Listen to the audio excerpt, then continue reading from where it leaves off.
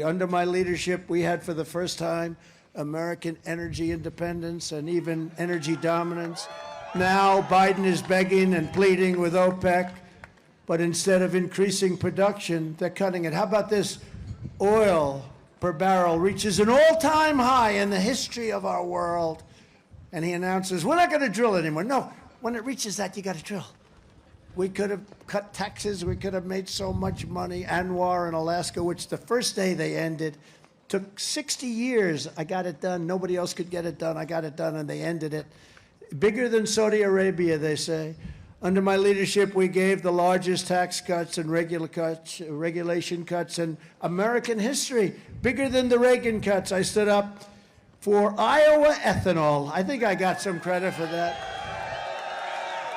So, you know, we ran twice and we won your state twice, and nobody's done for the farmers and even ethanol and all of the things like we did. I stood up more than any president in history for Iowa farmers and for farmers all over, farmers and ranchers and manufacturers all over the country, passing USMCA, virtually eliminating the unfair estate tax or death tax on farms and farmers, so that now when you pass away, you can, if you like your child, I always say if you don't like, leave it to charity.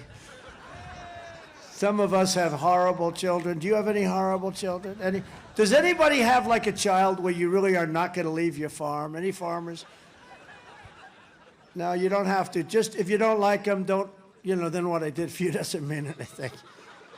But I got rid of the inheritance. You know what would happen. You love your children, you want to leave it, and they end up going bust because they can't pay the estate tax. Well, you don't have that problem anymore with the farm, so it's great.